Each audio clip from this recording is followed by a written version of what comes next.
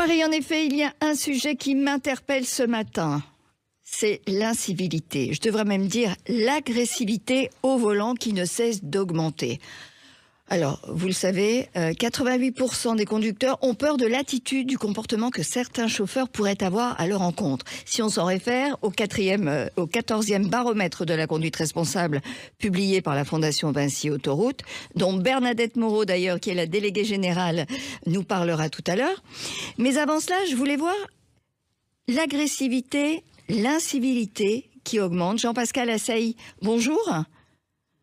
Bonjour. Vous êtes psychologue et expert pour le Conseil national de sécurité routière. On est tous témoins de la montée de cette incivilité. Insultes, doigts d'honneur, ce sentiment de toute puissance au volant. Qu'est-ce qui se passe en fait? Quand on rentre dans une voiture, on devient différent, on devient bête. Pourquoi?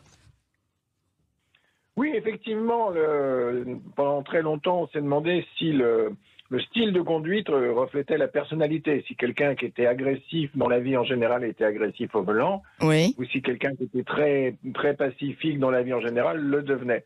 Alors effectivement, il n'y a que deux sous-groupes de conducteurs pour lesquels il y a cette correspondance, c'est les délinquants et les exclus. Eux, ils ont tendance à être dangereux sur la route, et agressifs sur la route, et dangereux et agressifs dans le reste de leur vie.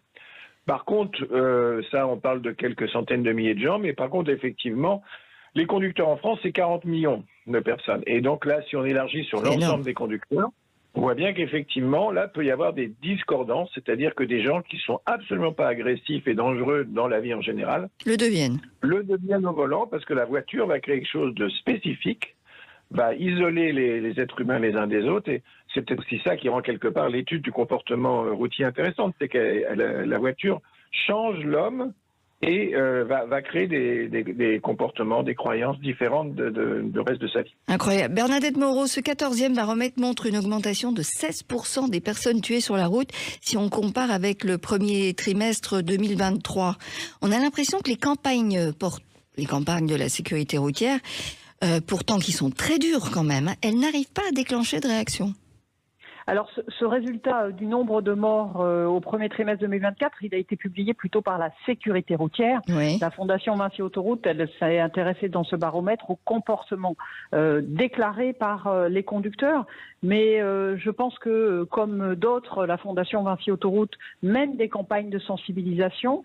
Il faut se dire qu'en matière de prévention, il faut répéter les sujets, se dire que le faire avec humilité mais avec conviction, et se dire que les campagnes doivent notamment informer sur les risques, oui, donner le sens de la règle, expliquer le sens de la règle de façon à ce que les conducteurs n'aient pas le sentiment qu'ils subissent la règle, mais que plutôt elle est là, le code de la route est là pour les protéger. Et ça, c'est quelque chose qu'il faut effectivement faire et dire et redire. Voilà. Il faut se dire qu'il ne faut pas lâcher sur ces sujets-là et se dire qu'on arrive toujours à attraper des gens et à les convaincre qu'il faut qu'ils améliorent leur comportement. Justement, quels sont les comportements à risque les plus fréquents qui sont souvent la cause de décès? Alors, il y a bien sûr l'excès de vitesse, et 91% des conducteurs français disent qu'il leur arrive de dépasser de quelques kilomètres heure la vitesse. La vitesse, il faut se considérer qu'elle est toujours un facteur aggravant dans un accident et que donc, bien sûr, si la vitesse est moins importante, les blessures ou a fortiori les décès vont être moins nombreux. Ce qu'on voit dans ce baromètre, dans cette édition 2024, c'est quelque chose qu'on avait déjà vu les années précédentes, mais c'est, je dirais, l'inexorable montée de l'usage du smartphone et du téléphone au volant. C'est dingue, ça.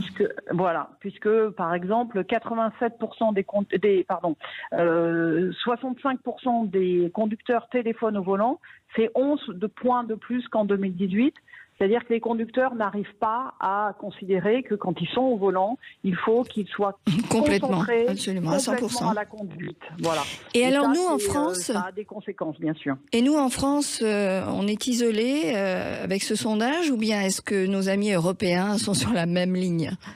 Alors je dirais que selon les pays, il peut y avoir des comportements différents, peut-être des cultures différentes, les réglementations aussi sont différentes et ça crée forcément des différences dans les résultats. Mais en matière d'incivilité, par exemple, puisqu'on parlait d'incivilité, on peut considérer que le meilleur, et d'ailleurs ils ont des très bons résultats en matière de sécurité routière, les meilleurs, ce sont les Suédois, qui sont beaucoup plus sereins, beaucoup plus calmes au volant, et leurs résultats sont très très bons en matière de sécurité routière. Et en revanche, les pays qui sont les moins bons en termes d'incivilité, eh bien, ce sont la Grèce en premier, puis la France, l'Italie et l'Espagne ex aequo. On est quand même en bas de l'échelle. Voilà, on est quand même Absolument. en bas de l'échelle, et on peut progresser dans ce domaine-là. Et on voit bien que quand on est plus serein, plus calme au volant, même si c'est difficile, comme le dit Jean-Pascal Assailly, eh bien, il faut essayer d'aller vers ça parce que